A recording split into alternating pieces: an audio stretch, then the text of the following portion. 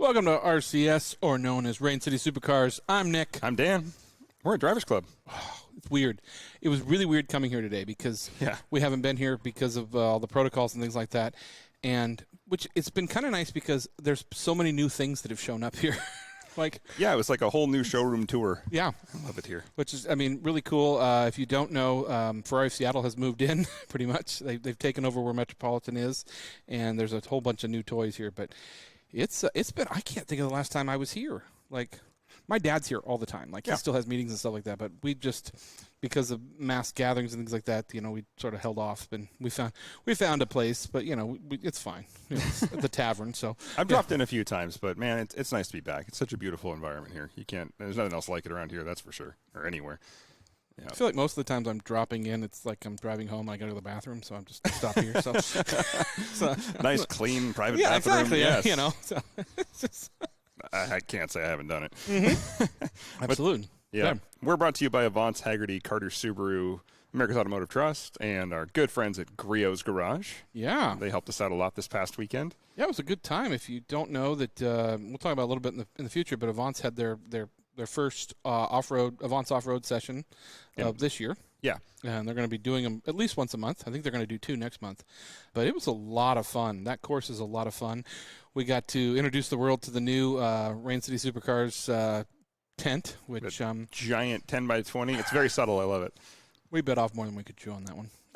Yeah, Dan and I, we probably should record this conversation. Dan and I had a conversation months ago and said, we need a tent. And we said, 10x10, that'll be great. But, we should probably do 10x20. That'll be enough to put a car under it. It's not that much more. It's not that much more. The price makes sense. It'll be, it's probably just as easy to set up as a 10x10. Right. It is not. It turns out Nick and I are both terrible at math. Yep. And 20 that had nothing feet to do with is the tent. Very large. Yeah, it's very, very large. So looked bigger in the photos, or smaller in the photos, I should say. But it was a lot of fun, kind of getting out there, and we were obviously out there with Adam from Avance and his Avance tent. So it was, which is kind of cool because it sounds like the Avance off road is going to grow. There's going to be a bunch of sponsors coming in, and yep, yeah, out at that Dirtfish lot was great. We had some. It was fun to see everybody just go for it, man.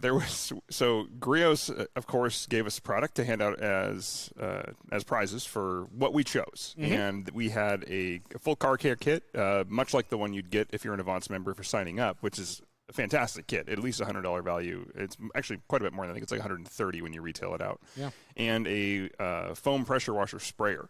I had a hard time giving that away. I know, I really wanted that. I was like, that was a tough one. I was like, guys, here's a prize. I'm like, yeah, I award this to myself. Yeah. So, but the exclusive car care provider of Rain City Supercars stepped up to the plate and made some people very happy. We had a Jeep that it came white. And I think that's how Dan goes, I think we're going to give that Jeep the prize. And I go, oh, the brown one? And Dan goes, no, it's white. And I went, oh, okay. Yeah.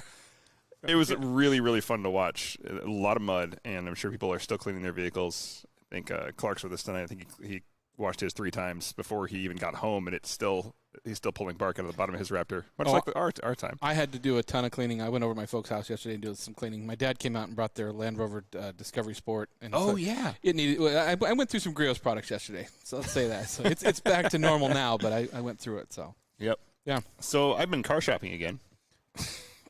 Good. Not to get rid of the Raptor. Let's put that out there. I'm not going through the Raptor already. Well, you're down to one car. Yeah, we're down to one car right now, and so it's we're looking for an R8 and V10 Plus, and thought I found a really nice one. Found a really every spec right. It's Suzuka gray, black with red stitching, every option loaded. I hear a butt coming. Yeah. Oh, there's a big butt coming. So there's 22,000 miles on it, still under warranty. Verified that. All the services are up to date. Yeah. Let's talk about red flags when buying a car. Okay. So, I think we've talked about this before, so I'm going to throw in a different Carter Subaru tip of the week, but this could live on its own as almost an episode. I messaged the seller, and I'm using this app called Tread. It's an extension of Cars.com. It's like I don't know what they're trying to do with it, honestly. It just kind of made everything more difficult. I think when it comes to financing, it probably makes it easier looking at how it's set up. So I talked to the guy. He's got a Carfax on. Everything looks fine, right? But it's got carbon ceramics, and so I asked the standard questions if you're looking at any supercar that everybody should ask. How are the brakes if it's got carbon ceramics? Because that's either they're fine and they're perfect, or it's an additional $20,000 you didn't plan to spend, minimum. Does it have paint protection? And can I see the impact areas of the car? Quarter panels under the front end, front edge of the hood, and the mirror caps because, Yeah. like any car, and if I'm going to spend $100,000+ on a car that I have to fly to go get, I kind of want those things. Duh. Let alone driving home, you want all those things. Yeah. Yeah, exactly. And so, and if a car with 22,000 miles doesn't have PPF on it from the beginning, it's probably sandblasted anyway. Yeah. It's too late for it. So, which is an odd thing not to do on a car like that. But especially if you're going to spend that much money on a car, spending a couple extra grand to put. Yeah. To save your investment, it's a pretty good idea, right? So he says, no track time used for the weekend only. I'm going to read this verbatim because everybody had the same response. Wait. Did a little old lady only drive it to the store? Yeah. Used for weekends only. Car's been fully serviced by Audi Valencia, which was verified on the Carfax. Okay. And I had a friend call in and verify the car had been fully serviced. So I was like, okay, that's good. No PPF. He goes, you're more than welcome to come see the car in person, but the photos provided should suffice. The photos on this car are professional photos, which means they've all been photoshopped. Oh, not in a bad way, not like modified, but like when you professionally shoot a car, you do a lot of light touching and things like that, so it looks perfect. So the photos are completely inadequate because they don't represent the car. They represent the car under perfect lighting, under the perfect circumstances, looking fantastic. Yeah. And I also noticed that in one of the photos, the odometer was like 7,000 miles, and the car's 2,200 now. Oh, so they're older photos. So they're much older photos. But they'll suffice. Just give me the money. I said, I'm in Seattle. I'd love to come see it. I said, can I just get some close-up of the hood edges, the bumper, and the impact area? So the car looks really clean, of course. I just don't want to make sure I don't fly down there and find out I need to respray the front end. You know, he goes, the car is normal wear and tear. If you want a pristine car, buy a new one and not a used one. Oh, and the attitude starts. Yes. So I was like, so he's stressed and needs to sell this car. Yeah, and I'm like, I just told him, I was like, dude, if you've ever looked at Bring a Trailer in your life, if you know anything about cars, you know that's not an answer that's going to work for me. I was like, never mind. Yeah. So red flag number one, if somebody's not going to send you more additional photos of a car, that car is not going to look like what you think it's going to look like when you get there. And if I really want to know what it looks like. And if the seller gives you attitude, in like the opening sentence, run away. Yeah, that escalated quickly. I said, I don't know where the attitude's coming from. But I said, but if you've ever looked at Bring a Trailer in your life, you know what car photos look like. I said, never mind. Have a nice day. And that was pretty much, I just walked away from it. But I'm working with a couple other guys to find another one. But yeah. So if anybody is looking for an R8 V10 Plus and they find a really nice Suzuki Gray one in California, you better have somebody go there to look at it and give you a full report with a really good camera, because I don't trust that seller, Junior, whatever. I want to know if we know anybody down there. I want to see that car. I know. I want to know what's up with it. That's really what I want to know. How much tread is on the inside of the wheel wells, that kind of thing. Exactly. I guarantee. Just drove it on the weekend the track. I parked it under the back end of an F350. It's fine. Yeah. That hood's supposed to crinkle back like that. Yeah. So nice. Anyway. Well, that sounds like a wonderful, fun time. I'm sorry. Yeah, it was more entertaining than anything else. I was like, oh, this is going in the show. Yeah. But, bad sellers. Yeah. But your Carter Subaru tip of the week, totally different. Guess what happened to me? You'll never be shocked what happens to my cars all the time. There's so many good answers that are not appropriate. But, yeah, what happened to you, Dan? I got a rock chip in the F1. Oh, okay. Well, that was... Which, if anybody knows, I went through hit you with a rock. I went through 2 windshields in the 911 in 3 months. Yeah. So I just, This took you a while. Yeah. We got 7,500 miles on it. Yeah. I got a nice giant rock chip directly in my line of sight. Just on I-90. Not doing anything, just driving I-90 because that's falling apart. Mm-hmm. So anyway, so if that happens to you, this one was actually fixable. It was a big one, about the size of a dime, but I was able to get it same day to Novus, was the only place that was open, because they're open till 6, which most places close at 5. So it's like, I just need it filled because I don't want it to crack. And sure enough, I got it in. It sells a small spec, but one of the things you can do, right now is one of the worst times to get it, especially if you park inside, because that heat fluctuation is what causes the glass to crack. But if you're in a pinch and you can't get into a place the next day, lightly clean the windshield, no pressure, just real lightly. Even if it's a little bit dirty, that's fine. And take some tape and put it over the top of that. Get that contamination. That will usually stop it from spreading just long enough to get it fixed the next day. There are some kits you can get, some fix-it kits, I've seen them at Chuck's and stuff, and I think they're better than nothing. Yeah. But, you have to drill in, which is usually when they crack. This is when they start to drill. And even he told me, he's like, this might crack. If so, he's like, what's your deductible? Like, don't worry, you're fine. Just do what you can. If it cracks, it cracks. I understand. But, so you can actually go to most of these glass places, too. Safelite, Novus, any one of the big chains. They'll actually give them to you. They're just these little stickers that you put over a crack, and they're the exact size of what they can fix, even.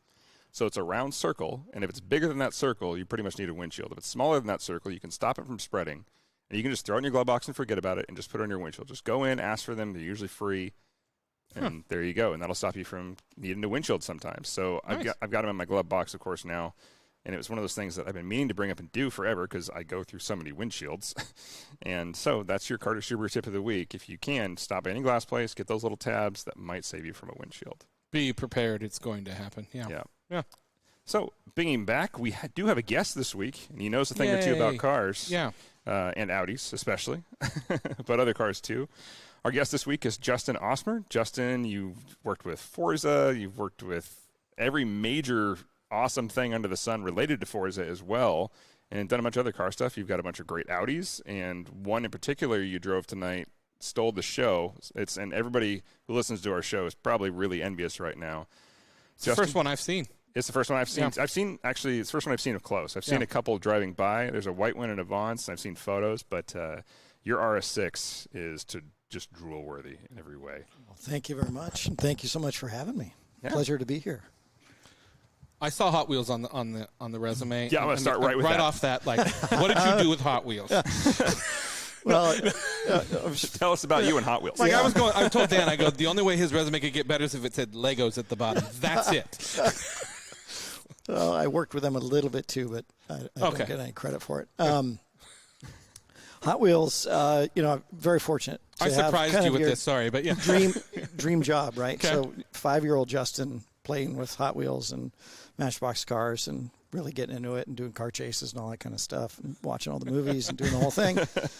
And then fast forward, kind of pinch myself, have a job in cars and get to play with cars all the time with Forza. And my role there before I left was managing the partnerships.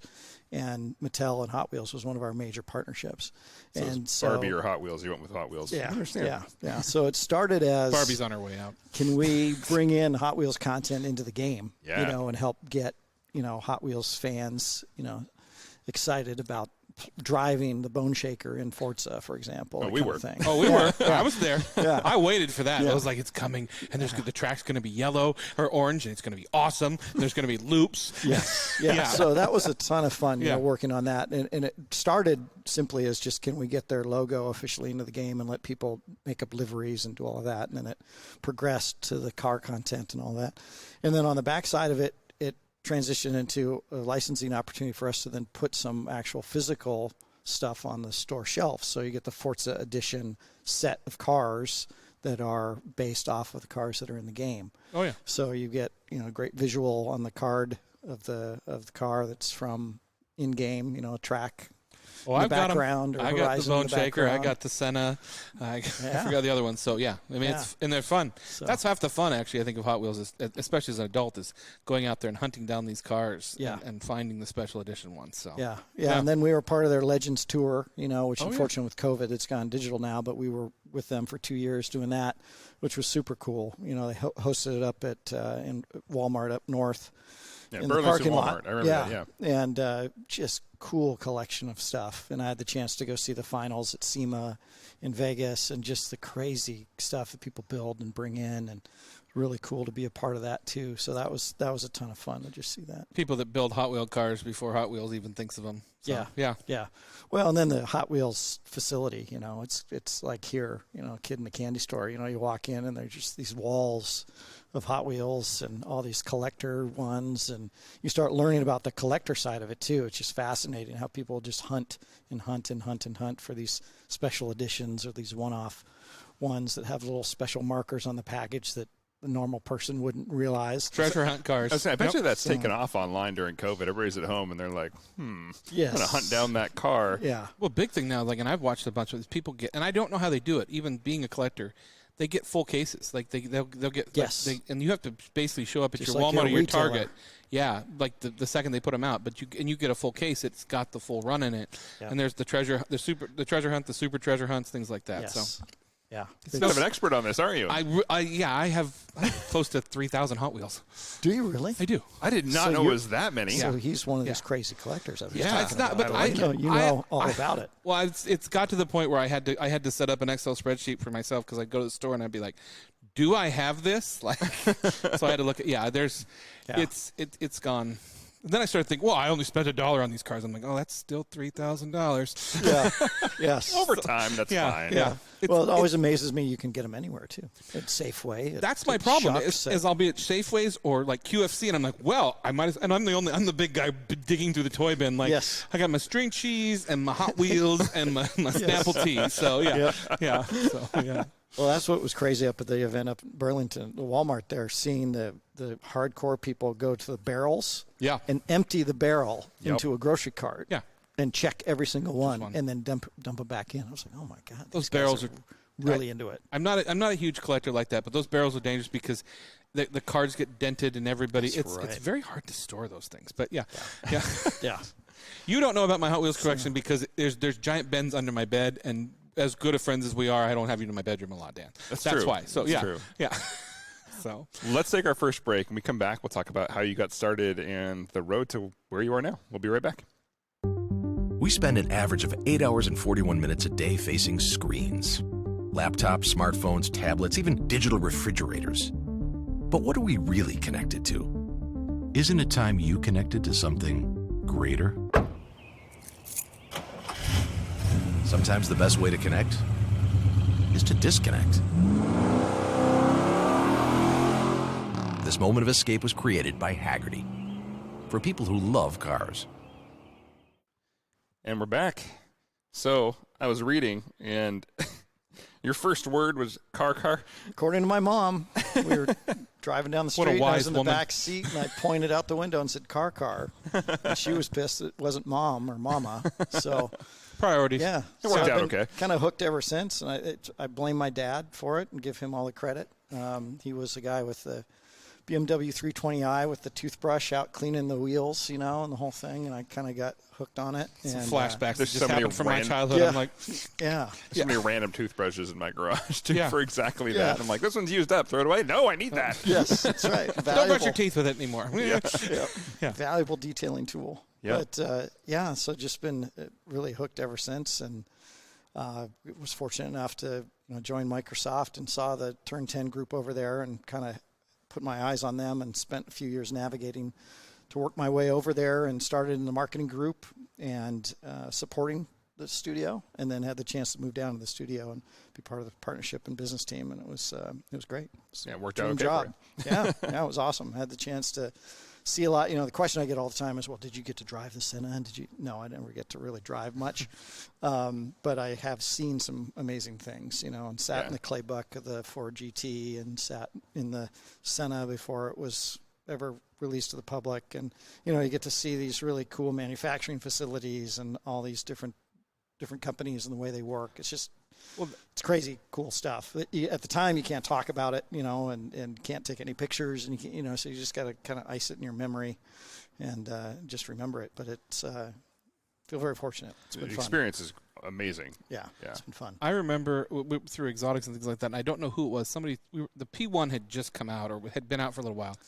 And somebody goes, "Oh, we're never going to get one of these here." And somebody goes, "There's one sitting in the lobby at Turn 10." And I'm like, "What do you mean?" It's not real, but it's still sitting there. Like, are you kidding me? Like, it was this little gym hidden away up in there. Like, Well, did Alan tell you the story of that? You guys know the story of the P1? I know that he mentioned something about it. We were talking about, because this was when we had him on the 9. He had just gotten his GT, and the 919 was sitting there, and then they had the P1. Yeah. But the P1 was sitting up there for a while. What story you got? Well, the P1's been with them for a long time, because when we launched it on the cover of Forza, I guess that would have been 5. Yeah, Forza 5, Motorsport 5. Yeah, I think so. Yeah, that's right. Yeah. That was the cover car, and at the time, there was only one existing in the world, their show car that they were using. But we needed one. Part of our arrangement with them was, okay, we'll have the real one at E3, but then we need another one to take around the world to all these other game shows and all these other promotional things that we need to do to launch the game. And they said, well, you can't have the one because we need that to go back and do more testing with it. We and need stuff. Yeah. But why don't we build you a model? So they essentially commissioned that for us, and then we sent it around the world. And then after it was done with its tour of duty, it landed in Redmond and been in the studio's lobby ever since. I mean, Forza has been ahead of the game. I mean, I think that you guys blew the world away with, when you didn't have a partnership with Porsche, and then, all of a sudden the GT2 RS comes out, and you've got one on stage at, was it E3. E3. Yeah. That was incredible. As far as the partnerships that have come out of that, and obviously you've had a big part of that, right? Yeah. Working with these companies. So how did you go about that? Was it something that when you went into Forza that you knew you wanted to be in the marketing side of things, or? Yeah, my background was marketing and public relations, so I always had sort of that bent on things, and had the chance to, I worked on Halo and Alan Wake and a bunch of other games, and then had the chance to work on Forza, and kind of once I got a toe in there, I was like, oh man, I want it. I'm never leaving. Yeah. And fortunately, I was able to stay with it. It was not, in the beginning, it was not the easiest thing in the world, because we were a very small team at the time. Fortunately, the franchise has grown now, so there's a lot more support behind it, and people have realized the value it can bring to Xbox. But really transitioning over to the partnership side, it was really all about trying to help the partners get the most out of working with Forza and the audience that gaming audience can bring to the manufacturer, because they really see the game as the sort of modern day poster on the wall, right? So it's like, if we can get our car in the game, it gives these kids something to aspire to, and that's a huge marketing opportunity for them. And at the same time for us, it just brings that association to Forza and Xbox with these great marquees that then can be a part of what we're doing. Yeah, it's funny because we've had this conversation with, I forget which guest we had who was talking about car values, and you covet, the car you covet is usually the one you had on your wall when you were a kid. That's what really it's funny how much that drives market value too. Yeah. It's like you wait, now we're seeing the generation that had we're just past the Countaches. Now we're into the Murcielagos and things like that. They're old enough and they have the money now. So you look at the values of those things. They're through the freaking roof. Yeah. And same with all the older 911s, backdating 911s, things like that. There's all these markets are determined literally by the poster you had on your wall when you were a kid. Yeah. It's so funny. And they've got Forza posters now. Exactly. And a lot of people don't give the credit to Forza in the fact that they came onto the market with Gran Turismo, and nobody knows about Gran Turismo anymore. I think that's something. They were the underdog. Yeah, they do, but Gran Turismo's basically dead. Well, that's my point. They've come in. It's who? No, wait, I don't know about that. They're still big, but they're not Forza big. No, that's not my point. Yeah, they came in and took them down. So. Well, we were fortunate enough to bring in the second game in Horizon, and that allowed us to launch a game every year. Yeah. And that cadence, Gran Turismo just couldn't keep up, right? So we were always in the market, and that helped a tremendous amount. And our design team always had this sort of mantra that we only needed 3 cars in the game. We needed the car that you first had like a memory of. Maybe you drove it to homecoming, or it was your dad's car that you thought was cool or whatever. Then we need your current car, or a car that you might get next, a year from now, or something like a Subaru, Yeah. Oh, hey, when you guys put the Triumph TR3 in there, I was through the moon. So yeah. And then the third car is that that dream car. Yep. And so if we get those 3 cars in the game, everybody should be satisfied. And so that's why the car list is, I think over 1,000 now. Makes perfect sense. So one of our best memories is Dan had come over to my house one night, and I played the game for a long time. I loved it, and I built up a bunch of credits, and we had a few beers, and we're having a good time. We're playing. I woke up the next morning, and we had spent like $35 million on cars. I had all of these cool cars, and I'm like, what the? I was like, we didn't even leave the apartment. There was pizza and there was beer. Where did all this? And I didn't even realize that. But then I'm also the guy in my Forza Horizon account right now. I just went over 130 million worth. I've been selling cars, and it's kind of a secondary market. People get in there, and these cars are released, and then they're hard to find, and people aren't putting them on the markets, and it's like. The Huracan Performante was really hard to get a hold of for a while. It's just, you kind of think of yourself as like, well, I don't have these cars in my garage, but I'm trying to acquire one in the game. And yeah. Well, and what you were talking about earlier too, Dan, that one of the best stories was McLaren told us a story at the dealership where a father and son came in, and the son knew more about all the cars in the showroom than the dad did. Love it. And the son actually helped the salesman sell dad a car, because he played it in Forza and he knew all about it. And so with those types of stories we heard all the time from our manufacturing partners, and that sort of legitimized them wanting to be involved with us. So. I know people that didn't know where the start button on a Senna was, but they figured it out from doing Forza Vista. What's it called where you can get in the car? Forza Vista. Vista. Like, that's how they knew, like, where the start. I was like, I had no idea how to open the doors or anything. It's like, It's like, that was groundbreaking, too, when you guys started doing that. That was really cool, and the fact that you could get into a car and actually virtually sit in a car that you'd never seen before. So it is a virtual showroom. Yeah. I guess it's intentional in a way, which is great for the partners of Forza, but it's also great for the user, the player. Yeah. Well, Dan and I were talking about it a couple episodes ago. We were actually here, and the cars got brought over from Forza over to here for a little while when the Koenigsegg was here with the record car and the Jesko. And the fact that just got released in the game a couple weeks ago, and I'm like, I was there, like, I watched them scan that car in the parking lot. Yeah, so. It's always fun to be a part of those moments, right? Absolutely. You see it, and then it shows up in the game. I don't think any photo set we've ever posted had more FOMO from people ever. They were like, where are you? Yes. Well, and it was crazy how quickly it spread, too, because usually we don't do those kinds of things out in the public. Yeah. But the way that happened, it just was the parking lot, and we ended up doing it, and lo and behold, kids started showing up with the camera phones out of nowhere. Oh, yeah. Word spread very quickly. They all followed people. They all followed him here too. Like that was. Yeah, they're like, "Where's their gate?" Yeah. I actually thought it was cooler. Like, as I watched that car go around the world with Koenigsegg after that, going, I've sat there. Yeah, that's right. That's right. I know how that steering wheel works. It's okay. Yeah. Yeah. What was your first car? The first car I owned. Back to some of your lessons in car buying, but I'll throw one at you. Okay. Never buy a used car at night. Oh, yeah. Okay. So I had money burning in my pocket, and it was in college, so I didn't have my own car until I was in college. So in high school, I was bumming my parents' cars the whole time. Loved my dad's Volvo turbo wagon. That's cool. Got in some trouble in that. Sorry, Dad. But first car I actually bought and owned for $3,200, which I think I overpaid, was a Mazda GLC. Supposedly wagon? it stood for good little car. It was a sedan. I can see Mazda naming silver. I think it was an 83.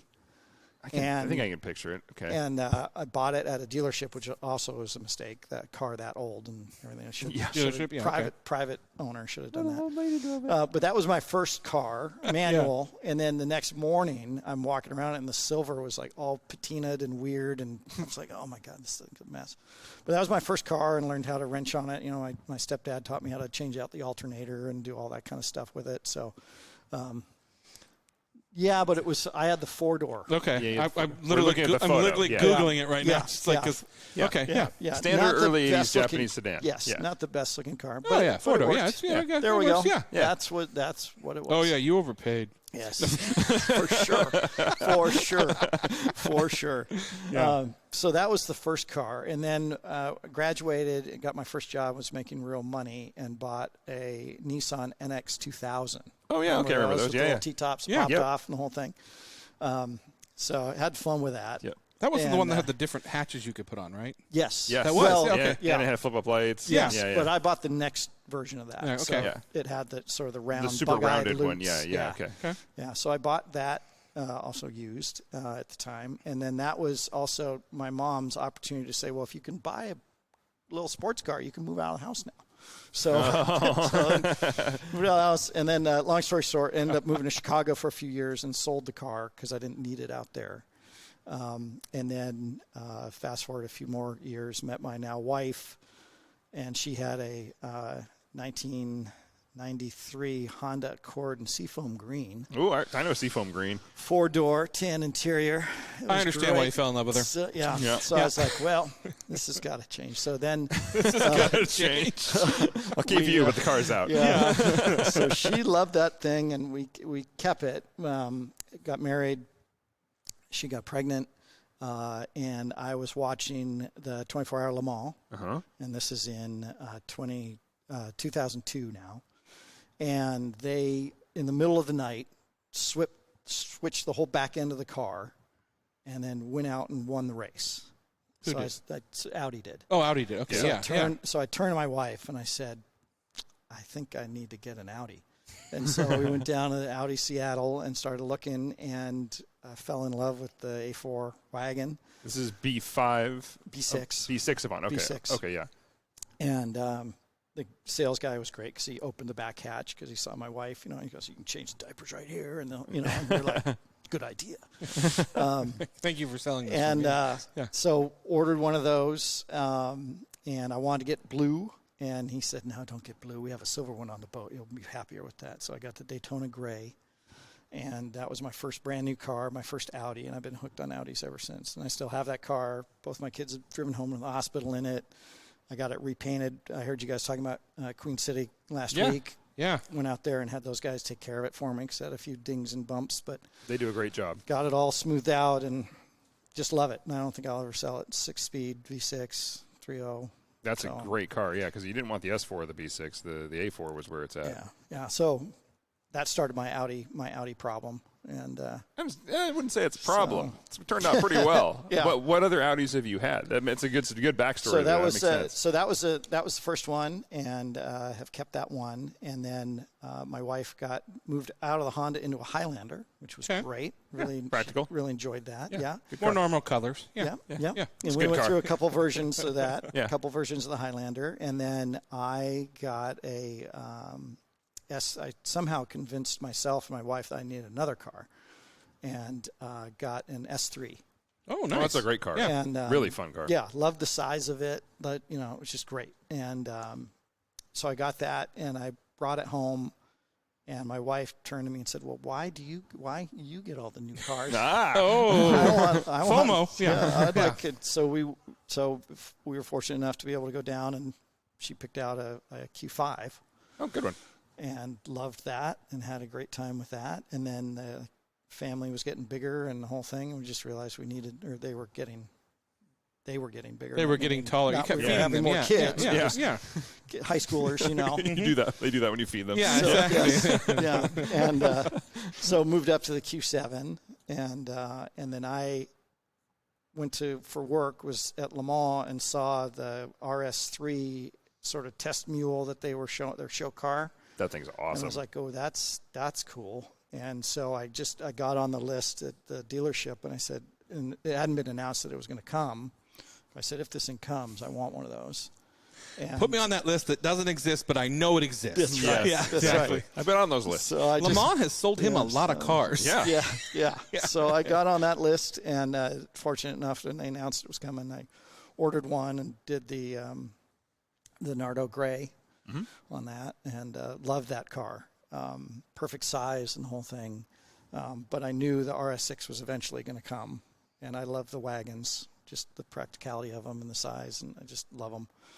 And the RS4, I think, would be better just from a size perspective. Yeah, if they had an RS4 Avant, that would be my dream car. Because the RS6 is a little obnoxious, but I love it. But it's big. It's quite big. It's perfectly obnoxious to me. That's perfectly obnoxious in all the right ways. Absolutely. That's kind of the appeal, though. Same with like the CTS-V wagon, those full-size wagons that'll haul ass on the street, and you can just take to the track and really do it. They don't compromise on it. That's just amazing. Like I was saying, I don't know how I would ever use this car, or every day.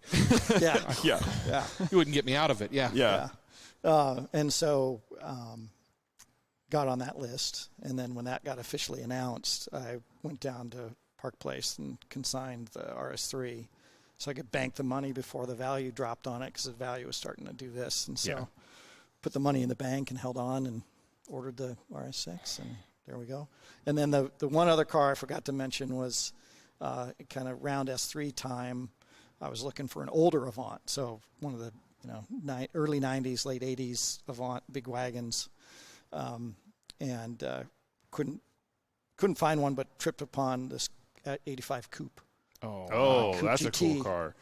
Yeah. And it was a guy back east in Buffalo, New York. He had it and was basically sitting. He wasn't driving it anymore. And I had sort of the opposite experience that you were mentioning at the top of the show, where he was like FaceTiming me and walked me around the car and started up the car and drove it around the block and the whole thing. And it was on Craigslist, and I was convinced that he didn't really know what he had. and I think I underpaid on this one. That's good. Fingers crossed. You bought it during the daytime, right? I did. Okay, good. I did. Just checking.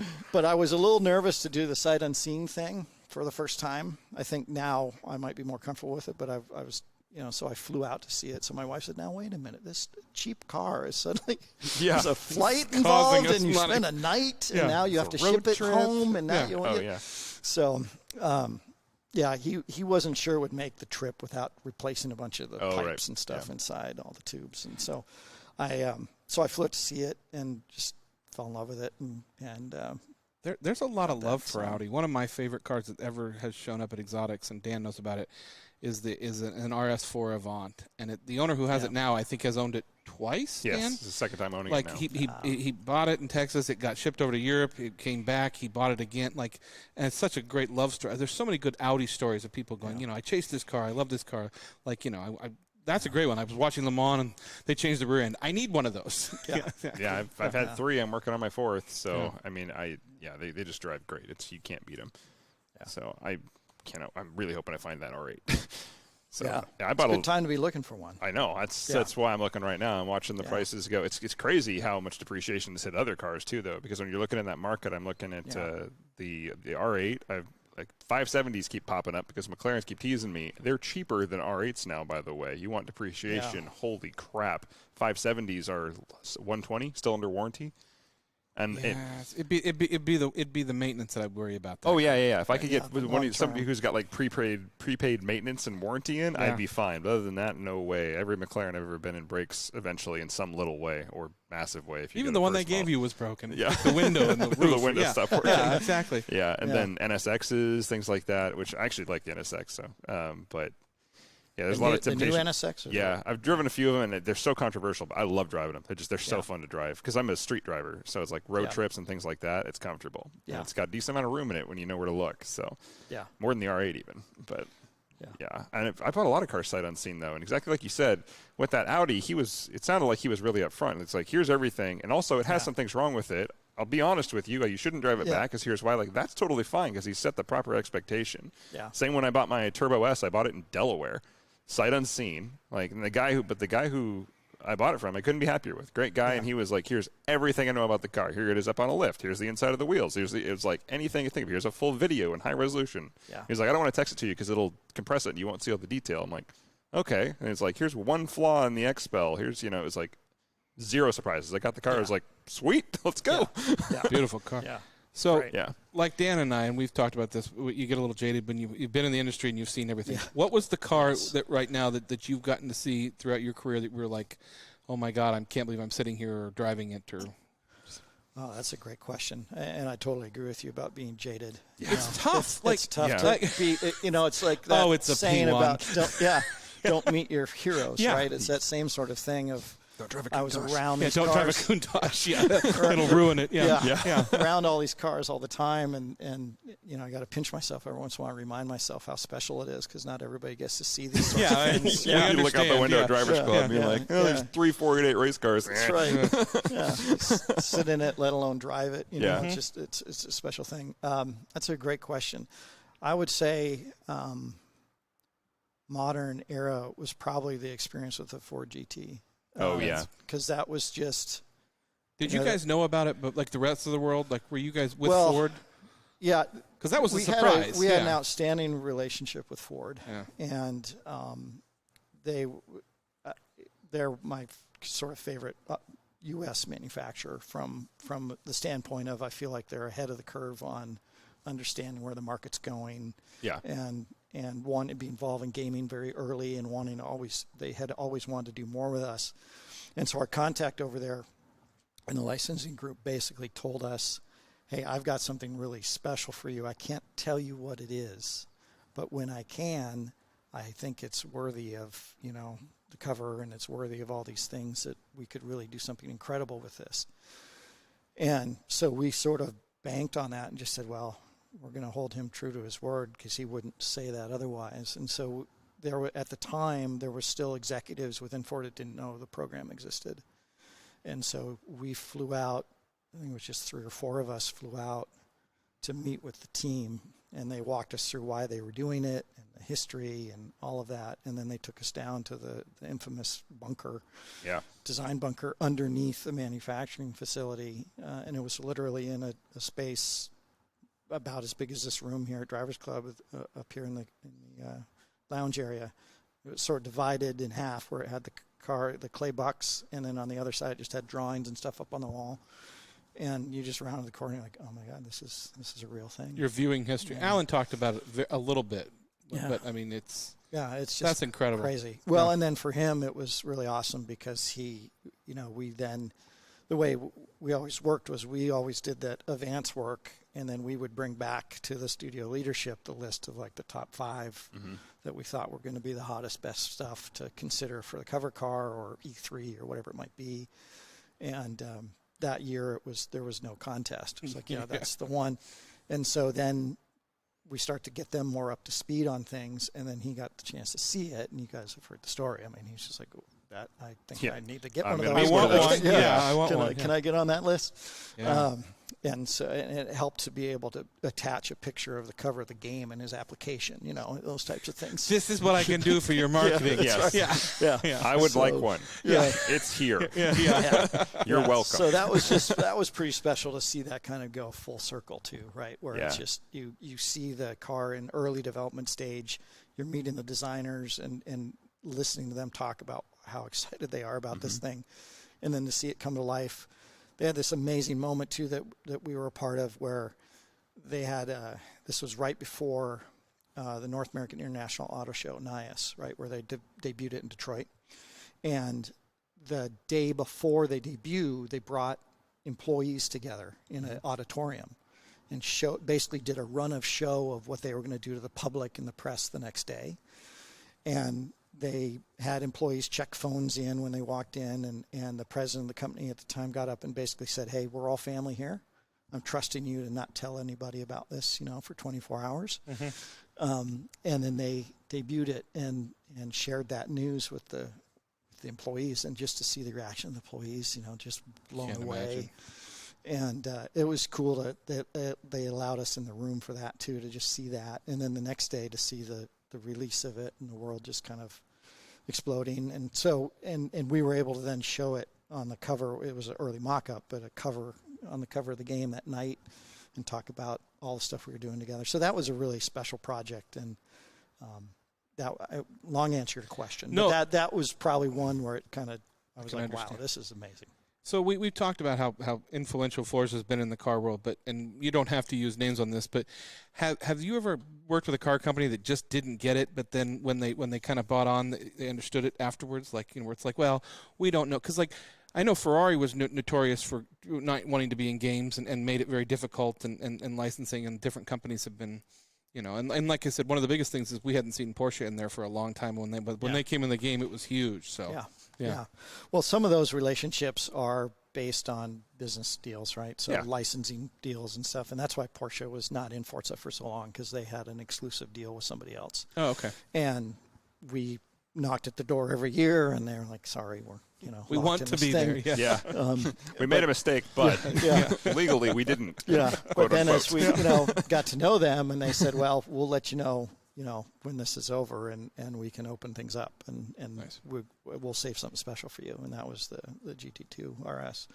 No, there are definitely some car companies, and you can probably guess who they are that don't quite understand it. And then you have others like the McLarens of the world who came to us and said, well, hey, people don't really know that we build road cars. The F1, you got to really be an enthusiast to know that existed, and that was 20 some years ago. Yeah, it's a long time ago now.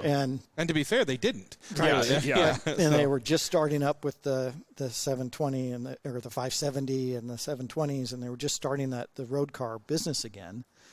And so then they said, well, we're going to build the P1 as a draw attention to what we're doing, and so and they wanted to work with us, and you sit back and think about, God, what teenager can afford a P1? But then you start to understand, like that story I told you about a little later. The kids are selling cars to their parents. The kids are aspiring to own one someday. Yeah. And that brand, they get it, Oh yeah. And they just did a great job partnering with us to do a lot of great things. McLarens have quirks, but it's still the greatest car I've ever driven. The 675 LT was still the greatest car I've ever driven, and nothing I've driven since has touched it. I've driven faster cars.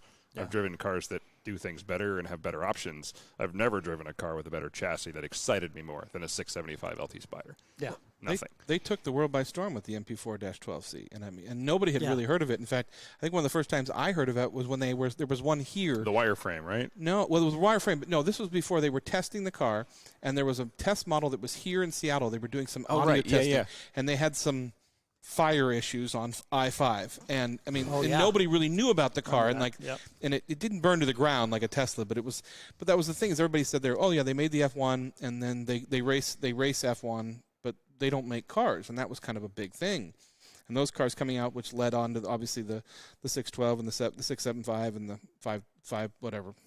I can't even remember now. To lose track the of 570 and now the 600 and the 765. Well, but they're very good about appeasing their customers. Like, I mean, have you seen the Sabre? Oh yeah. I mean, and the fact that it's like, we're gonna make. You would talk about FOMO. We're only selling it to the Americans. But by the way, we've got this car. But we're only gonna sell it to these guys. It's like, that's incredible. McLaren is the master of producing a car that is ugly on paper and amazing in person. Oh, I hate it. Everybody hated the Senna. Then you saw it in person, you're like, it's amazing in every way. Yes, yeah. But when they were pitching us that for the cover, a lot of the leadership was like, "Ooh, that's an ugly car." And I think it was the colors they were using. Yeah, they were like, "Whoa, this is a real deal." Yeah, Roy Katz had his here and brought it in, and we took a look at it, and it's it is jaw dropping, and the sound, and then watching as soon as you turn on the aero, everything, you're just like, that's like a childhood dream right there. Purpose built. Yeah. Right. Yeah. It's crazy. And then they made the GTR version. Oh. Yep. That's beautiful cars, beautiful cars. So I was going to ask you on your RS6. For those who haven't seen an RS6 in person, we hadn't until tonight, so I'm very thankful to take a look at it. Much more like the Urus than I expected on the inside in all the good ways. The screen layout, the dash, it's like the brakes. Yeah, the brakes. Those are some of the biggest calipers I've ever seen in my life, and you didn't equip the carbon ceramics, which it doesn't need anyway. But what is your favorite feature on the car now that you have it? Oh, God, that's a great question. There's so many. It's just beautiful inside. Well, I will say the practical feature I like is being able to adjust the suspension so I can get in my driveway and garage without scraping the front lip. Yeah. I've never had a car that could do that. Just push the button and it goes up and down a little bit, enough to get me in. Yeah. That's a lot of fun. And then there's a button on the steering wheel. It says RS mode, and I'll say that's probably my second favorite feature. You just push it, and it automatically drops everything and turns up the revs. It looks so evil. Going, so I mean, I was coming down the stairs, and you had just clicked the button, and I watched the sequence of what the headlights do, and it's something so simple, but you're just like, oh, okay, I want that. Well, why can't my car do that? I took a photo actually of the laser warning. If you pop the hood, she did for us. You can see more of the engine than I thought, which is nice. It's tastefully done. It's not like one giant plastic sheet. Yeah. It sounds amazing, but there's a laser warning on the headlights because it's got laser headlights. Oh, okay. Audi's always been really ahead of the game, or they have been for, I don't know, since 2007, I think, or 8? When did they do the B9? 2008. That was when they did the all LED surround on the headlights, and they really knocked it. Everybody does it now. Like, they set the standard for that, and they keep doing it because they did the I think the R8 actually had the laser headlights. Like, that was the first mass production sports car I'd seen with them, and now they really rock. They're really good looking. Yeah, I forget which auto show we were at, but we were in Audi's booth, and they were showing us the laser lights that were in production, and it was a dark room, and it showed you the distance, how far it could light ahead. And then they were talking to us about the U.S. market, and they weren't sure they were going to be able to bring it here because of the regulations and everything. And then they finally got these headlights are smarter than you. I know that. Stupid DOT ruins everything. Yeah. Burn out. Really, it's the police. That's the problem. Right. No. Not the ones in the audience. No, not those. Not those that could affect my life today. All right, let's take our next break. We'll be right back. Grandpa, what do you call this thing again? It's a 66 Ford Bronco. I think you got ripped off. Why is that, honey? It's got no Wi-Fi, no USB port, no Bluetooth. Exactly. I guess we'll just have to talk. Sometimes the best way to connect is to disconnect. Is that the window button? It's called a window crank. Cool. The faster I move it, the faster it goes down. This moment of escape was created by Haggerty. Being old is kind of cool, Grandpa. Works for me. For people who love cars. And we're back from our bathroom break. Everybody had to rehydrate. So now that you've left Forza, Yes. and you had actually part of your new gig of you finding what you're going to do now. You had a little fun with the Peterson Museum and a local what do we say, driving range around here this weekend. There you go. Yeah, that's great. Yeah. I decided to take a year off from working at Forza, and been a great run. Absolutely love the team there. Love everybody involved in the product. But it was just time for change, time for break. And during that year off, thought about kind of what would be next, and wanted to stay in automotive ideally, and maybe some interactive, gaming stuff too. And just was staying in touch with some of the different folks I'd met through the years, and a number of them kept saying, well, we should do something, or can you help us with this? And it's nice to be needed. It is. It feels great. And I had to turn a bunch of people down because I was like, no, I'm adamant about this year of just kind of taking it off, but I'll call you in January. And lo and behold, one of the folks that we've done some work with in the past, I've stayed in touch with the Peterson Museum, and they're working on this show called Global Garages. And they were coming up to see Steve Rimmer's collection out at Dirtfish. And their host for the show that they had couldn't travel because of COVID. He's based down in California and just either didn't want to, or I think they had sort of a staff rule that they didn't want anybody traveling. And so he called me, my contact down there called me and said, hey, I know you live up there, and I know you've done some stuff on camera and you like cars, so can you go do this thing for us? And no big I was deal. like, Just go well, out twist there. my arm Yeah. if I really have to. And so I was fortunate enough to spend a day out at Dirtfish with Steve and his amazing collection of cars. I'd heard about his collection, and I'd seen a couple of his cars. Yeah. But even he admitted that was the first time they had all, I think he had 12, 15 cars in one room together. For the first time out Dirtfish there in the Planer building. And it was a wonderful time, just, learning more about him and his background. And that's sort of the whole premise of the show is it's not really about the garage physical space. It's really about the collection and the owner and why they got into it. And very similar to kind of the format of this show is just learning more about the person and their stories. And so I was fortunate enough to be the one pulling that out of Steve throughout the day. And then we ended the day with his son taking me around in the car, one of the Subarus. Thank you for your sacrifice. And that I was appreciate tough that. too. Yeah. And the best was on the radio. They're like, hey, we need you to come by one more time. We're like, oh gosh, really? Okay. Really? Could you scream less? Yeah. Okay. I really want to get out of this car. Yeah. James, I'm assuming you're Yes, with? Yeah, James, he's a heck of a driver. Yeah, had a ton of fun with him and learning a little bit more about his background and history too, which was fun. And super talented kid, and drove us around, and then got the chance to meet his sister too, who's now hot shoeing it too. And so got a chance to talk with her and learned all about the whole Rimmer family and a little talent in that collection. family. Yeah, absolutely. And I'd been out at Dirtfish actually. It was pretty funny because we were out there. They invited me and I drugged some of the Turn 10 folks out a week before they opened to the public 10 years ago. Oh, okay. To run through their course as guinea pigs and then give the instructors feedback at the end of the day. So we had a great time. One of the guys we brought with us didn't know how to drive manual, so they taught him manual on the spot. That's a good way to learn. And so that was a ton of fun to kind of full circle. And I've, of course, been out Dirtfish a few times for different events and things, but it was fun to be back out there. And we got lucky with the weather. It was a beautiful day. And ran into Carl Noakes, our ran into Carl, who – got me fortunate enough introduced to you guys. Yeah. And, small world. It is a small world. It always is with Carl. Especially here in the Great Northwest. And I feel like we're just a couple of degrees away from each other, and now we're connected. We always say there's 1 degree of car separation between people. It's in the car world. There's never more than one. They could be across the globe. I'll know them through one person. It's just how it works. Yeah, and as funny as it is, I met Steve this weekend at the Avant event. Well, we've met him in passing a lot. In passing, but I mean, this was the first time. And I've talked to him a couple of times over the years, but it's this was the first time we had a really just got the chance to talk. We to had him. an audience. So at the Avant event, actually, he came and stopped by. Of course, it's on his property. Thank God for Steve, and he's such a nice guy. I'm always so happy when I talk to him because he's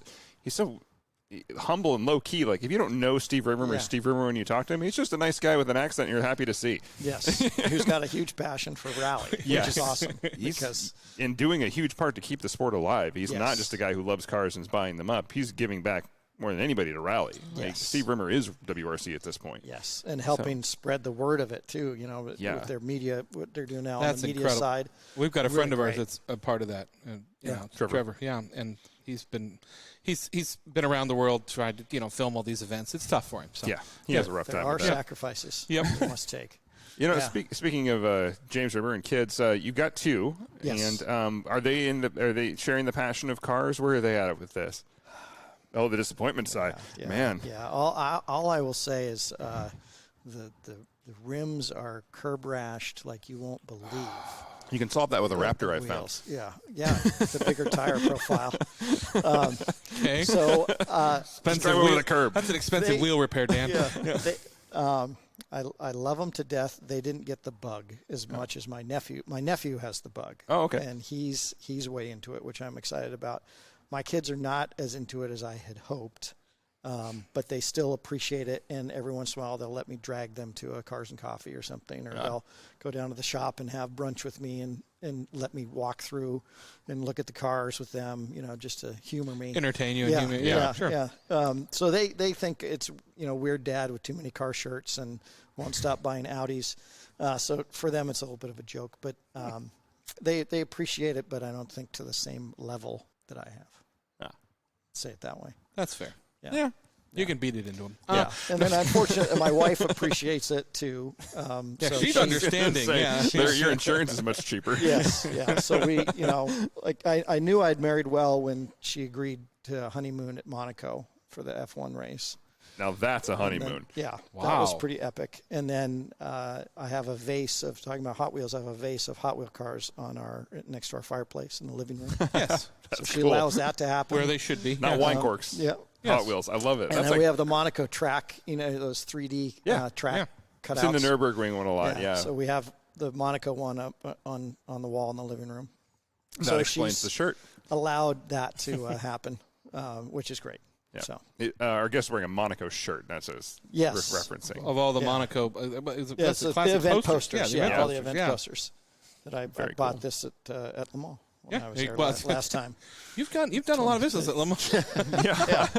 Yeah. Well, it's an amazing place. I mean, I know that you've got listeners of all spectrums, but if you ever have the chance to get to La Sarthe and visit Le Mans, it's absolutely incredible. Yeah, we have an episode with Andrew Evans, who's raced at Le Mans, actually. So, a few people we know have raced at Le Mans, actually. Kind of a small world there. Yeah, it's an incredible, absolutely incredible event that I highly encourage you to save up for and go to. Yeah. I was fortunate enough to go on business and expense account, but I still was a fanboy and stayed up all night and, the whole thing. And Sure. it's just amazing.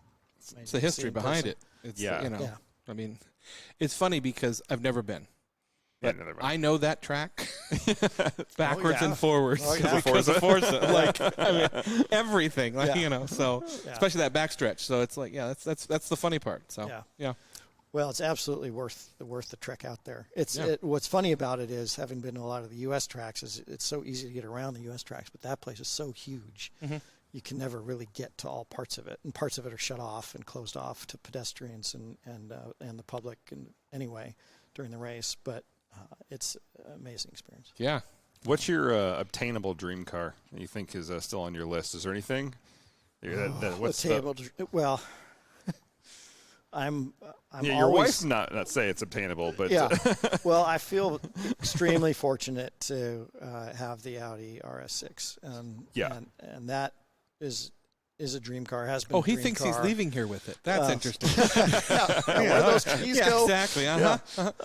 So I would say that honestly, I kind of have my dream car, but That's great. An answer you might wrong not with be that. expecting is I would love someday to own the 1977 black Firebird Trans Am with the Screaming Eagle on the hood, the Bandit. Eastbound and down. Yeah. So someday Yeah. I You're would preaching love to to the own choir that. here. Yeah, would love to own one of those, just because it's such fun memories of that movie, and I know they're horrible to drive and horrible to own, but I would just love to have one. not for a in little today's while. resto mod market, though. Yeah, that's true. Like, we've got the technology where we can stiffen the chassis, we can fix the suspension, we can gut that motor and make it something that makes real power. We can convert the rear end to independent and give it some handling if you want to go that way. We can leave it solid and even get it out of that way. Ford has proven you can make it a solid axle car handle. No, I think he wants one of the new Camaros that have been retroed into that. I think that's what he meant. Yeah, the new Camaros. I think that was one of the first lines I ever started quoting. Junior, when I get home, I'm going to punch your mama in the mouth. I mean, just classic. Like, I mean, as much as Burt Reynolds was a great guy, the car's a star. Yeah. It's like I always thought, as a kid, I always wanted that car, and I always wanted the Dukes of Hazzard. Those were the two cars. That was the era of hero cars. Yeah. Yes. I mean, even in bad And the movies, 18 you had van. hero cars. Yeah. Well, and I remember being angry going to see Cannonball Run, and I was such a Burt Reynolds fan at the time, to see him drive the ambulance. I was so mad. I'm like, why aren't you in a cooler car than the ambulance? I still think that was a But mistake. that was a great movie. They made it work with Dom DeLuise and the crazy doctor. I mean, it was good, but it was like... Daisy Duke was still in a Countach, so I'm good. Yep. Yeah. So that is still the best sounding opening I've ever heard in my life. Like, I vividly remember that and play that video occasionally, like a few times a year, because the sound of a Countach is the greatest sound in the world. Yeah. That was a great And movie. the worst car to drive, but it's the best sound in the world. Yes. It's fine if you have small feet and don't want to ever roll the window down. Right. Yeah. And want to drive at an angle. Yeah. It's And the never retro- back up. Either. Yeah. Never, ever back up. Yeah. And retrofitted with multiple cameras. It's Exactly. okay. Exactly. All right. Well, what do you think you're going to do now? You're on sabbatical. You're taking your time. Where do you want to go? He's a TV host. He's famous. I know you're Well, doing awesome. we'll I'm just see. saying, is there anything out there for you? Yeah. What do you want to be when you grow up? Yeah. You've lived a great life so far. So what's next? It's been a fun ride. Well, I'm doing some work with Petrolicious, and excited about that. They've gone through some evolution, let's say. Yes. They're under new management. They're under new management and going now on the brighter side of things. Yeah. So there may be some opportunity there to do some fun things, and just excited to be kind of back into the car stuff again. You know, I was sort of itchy this whole year, so now getting back to it. And He was laughing on the break. He's like, I was going to take a year off. Had I known it was going to be COVID, I probably wouldn't have done that. yeah. A lot of should have beens with the COVID thing, but so it goes. But so I'm just gonna kind of do my own thing for a while, see how that goes, and take it from there. Sure, you're going to be fine. I'm actually really interested to see where you go and where you end up, because I'm sure you'll have even more stories. And I don't know, we're into cars for the people, and we keep meeting cool people like you, so it makes this worth it. It's been a ton of fun. Oh, well, thank you so much. It's an honor to be on the show after listening for so long. It's fun to be here with you guys. So thanks so much. Yeah. So what do we got coming up in the Avance world?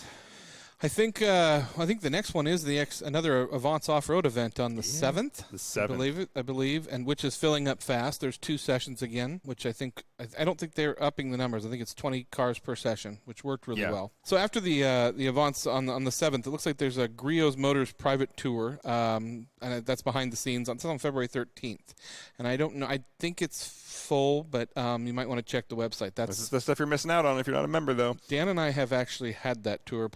That was part of the Welcome to Griot's package that we got, and it was incredible. It's probably the best part so far. Yeah. And we are going to work with Griot's, by the way, speaking of that, to do some stuff down there with this tour. And then the Avance Off-Road February 20th, and then there's going to be an Avance Off-Road March 20th. So I think they're kind of focusing on the off-road stuff right now. That course is just going to get better and better and better, and it's, as far as COVID goes, they're not taking spectators out there. You can bring a co-driver.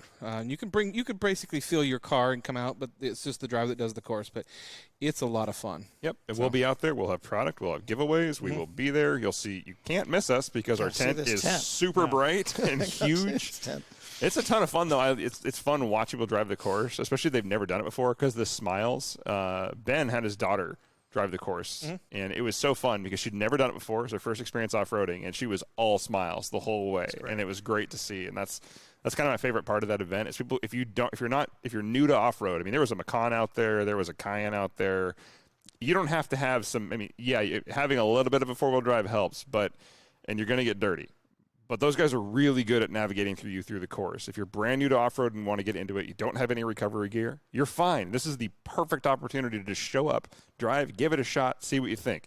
You're going to spend some time washing your car. Say hi to our friends at Park Place. Grab some Griot's product from us. We'll help. But you're going to get dirty. I have to give a special shout out to somebody that was there this weekend. She actually had a Jeep that she had never taken off road. This is actually Peter Gleason's wife. Oh, that's right. That signed up. And Peter had strict instructions that he was to sit in the passenger seat and be quiet. And I think he did a pretty good job. And I think she had a great time because she stopped. He got out of the car to talk to me, and she left and did the course a couple more times without him. And then she pulled up and she goes, "I'm doing it again. You can get in the car, you can stay." And he's like, "I'm going to go get in the car." So it was good to see Peter out there. Like I said, she had never driven her Jeep, really taken it places, and I think she had a great time learning how to do it. So big shout out. They take you out to some real obstacles too. Like there's ways around them if you're not comfortable. You don't have to do the more difficult stuff, but they don't want you to screw up your vehicle. They want you to have a good time. So sign up. These things always sell out. They're always worth it. And everybody has a good time, and we'll bring the heater again. Yeah, and if you want to bring out your off-road car and take Dan and I around for laps, we'll go for it. That would be fantastic. Yeah. Actually. So yeah. Thank you so much for coming in. We really appreciate it. Absolutely. Taking the time. Thank you for showing us your car because that's something we haven't seen. Like, again, you talk about being jaded, but I'm like, I haven't seen one yet. And I'm like, Dan, I've seen one on the road. And there's been a couple, but I'm like, yeah, I always have a place to be, or I would be like, I'm going to turn around and follow this guy home. Follow him home. He'll understand. Like, I'm not a weirdo. I just want to see your car. Well, if anyone wants these too many pictures of Audis, you can follow me at Father Flywheel on Instagram. Absolutely, yeah. You beat me to the question. I was going to say Father Flywheel on Instagram. You've got some great stories on there, some great photos. Thank it's you. Worth a follow for our listeners. Yeah. Thank you. Well, for this episode of RCS, I'm Nick. I'm Dan, and don't just get there. Enjoy the drive.